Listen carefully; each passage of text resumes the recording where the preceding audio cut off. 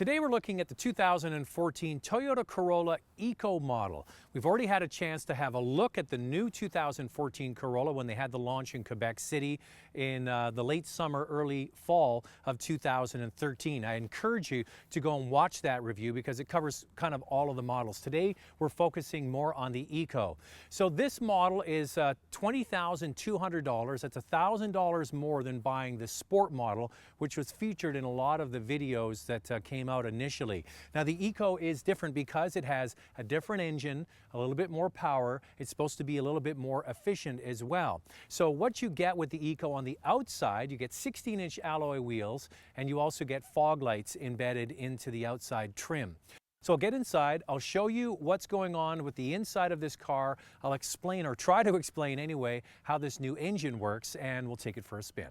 Now, Toyota is very smart. They know their customers, and people who buy Corollas want function and they want to have creature comforts, but it doesn't have to be the splashiest interior. People are looking for value, durability, and long-term reliability. So that's what they've got baked into all Corollas. What they've done, though, with the interior of this car is they made it feel very large and open. They've achieved that by coming up with a very flat, wide front fascia to the dashboard. You can see that there's a brighter panel on the front, and that makes it feel open and wide, and it is. And you also see a screen here. Now, this Eco model comes with a backup camera standard equipment. It also comes with heated seats and automatic climate control. Other cars, you have manual climate control. That's a nice feature.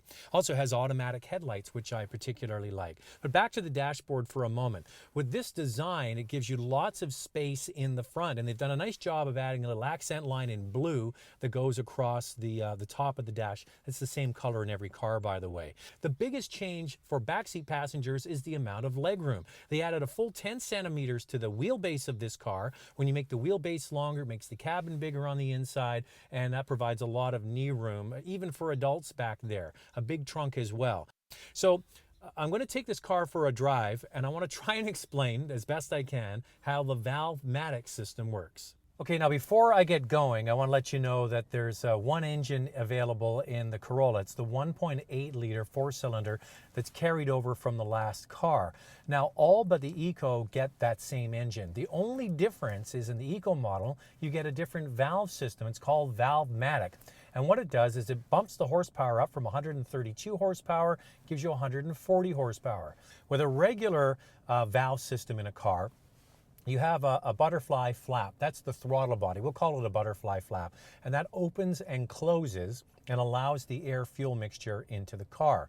Now, when you're driving at higher speeds under light throttle, it's mostly shut. And when the valves are going up and down inside the engine, there's what's called a pumping loss. As the valves open and close, it causes suction between this almost closed valve body, you'll see it in the graphic on the left, and the valve. So what Toyota has decided to do is to have an electronic control unit that changes the valves. And what you'll notice on the left-hand side in the next animation is when you're driving along at higher speeds with light throttle, you'll notice that the throttle body, that butterfly we'll call it, is open. And how they regulate the amount of fuel and air mixture that goes into the cylinder is not at that throttle, it's down at the valve. They can change the opening and closing feature of that valve. So what that does is it eliminates what's called the pumping loss, that suction, that vacuum, that pressure that builds up there. And that's what makes a car inefficient. So by eliminating that pressure, the airflow is unrestricted, and it produces more horsepower. It goes from 132 to 140, and it also creates greater efficiency. Hopefully I explained that to you. Now the upside to that is when the throttle is open, that throttle body I showed you, and then the valve opens up rather quickly, you get a much more instantaneous response, or the perceived throttle response, even though the throttle is set. So we're going to take it for a spin, and let's see how it all works with this new Corolla Eco model. Now, the previous model I had to drive on the launch in Quebec City was the Sport model, and it does feel sportier, even though it only has 132 horsepower. I think it's the way that they've mapped the transmission. It's a continuously variable transmission. That's the big change for the Corolla.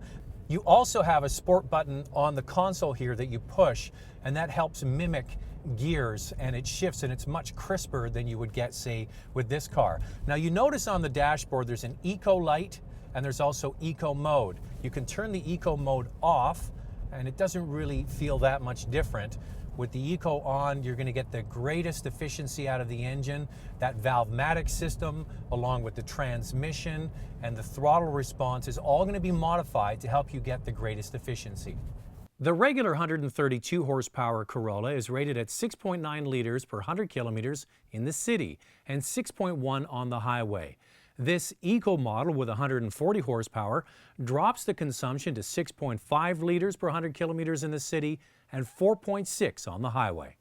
Now, the Corolla overall is not on people's shopping list if you're looking for the most dynamic car. People are going to gravitate towards, say, the Ford Focus or the new Mazda 3, what have you. The Corolla is all about giving you good, reliable transportation, and now in a slightly sleeker package with a fabulous interior.